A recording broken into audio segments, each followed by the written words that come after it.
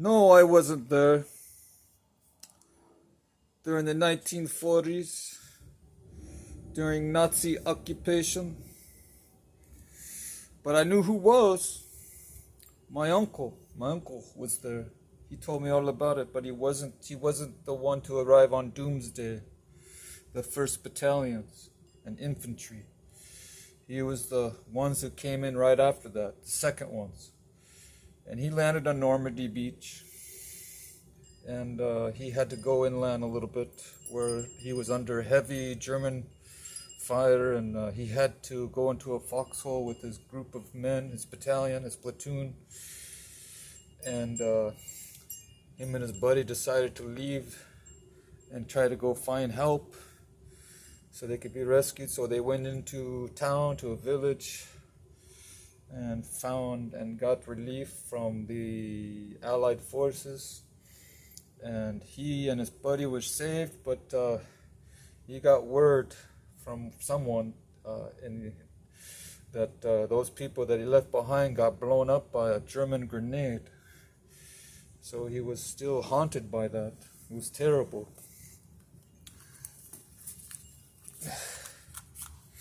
So it's not something that he was really wanted to dwell on. But yeah. But fortunately, not all Germans were.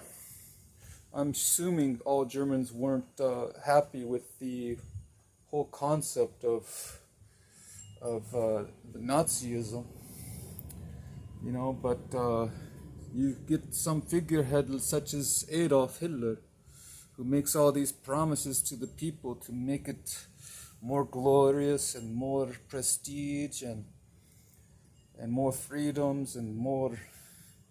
He kind of persuaded masses of people to join his leagues because he was a very charismatic figure and he had the power of persuasion. So he persuaded masses of people to join his revolution, if you will.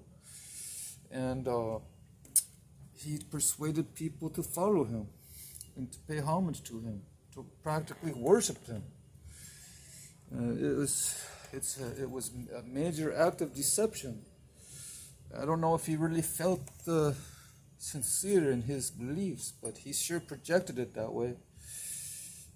And made masses of people were enslaved by his doctrines and covenants and his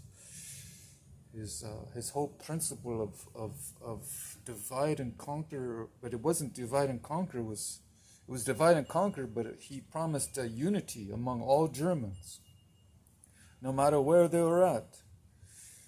It doesn't matter if they were in Belgium or Poland or wherever. He said all Germans should be unified as a people because he thought that they were superior.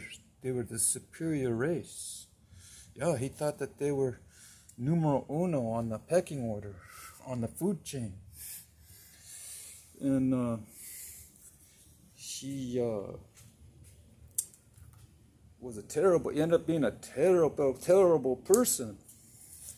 He may have started out with good intentions when he was a young lad, a young boy, but he somehow some wires got crossed later on as he grew up, because he just wanted to be a painter, painting in an art gallery. But then he joined the military, but the German military wouldn't accept him because he was too. So he ended up joining a different army since the Germans, his homeland, wouldn't accept him. Actually, pardon me, it was the other way around. He was in, I don't know, I believe it was in Belgium. They wouldn't accept him. So he crossed the border and went into Germany and joined their army. So, but maybe it was vice versa. But anyway, yeah, he had this thing that he was totally against the German monarchy, the Kaisers. He wasn't for them. He thought they were corrupt. He thought they were corrupt because they were giving into the demands of the Communist Party. because he didn't want Germany to become part of Russia. He didn't want Germany to be communized. He didn't want them to turn into a bunch of communists. So Adolf Hitler was very much opposed to communism. So he created an army to try to defeat communism. But in doing so, he may have taken it a little too far, because he started turning against, he started blaming all the Jewish people. All the people that were, he thought weren't even pure in their ethics to begin with. He said they were corrupted Jews. Jews that were very immoral, who did things that even were shameful to common people. So yeah, he was against gambling also, and he was right in a few things. He really was against corrupting influences of societies, which brought people into disgraceful and shameful lifestyles and living, things that tarnished the image of not only individuals and groups, but the nation.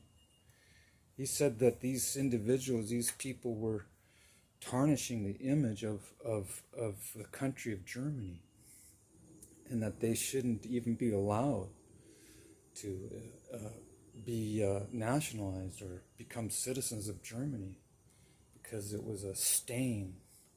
It was dirt. It was disgusting. He considered them rubbish and garbage. But that was taking it maybe a little too far.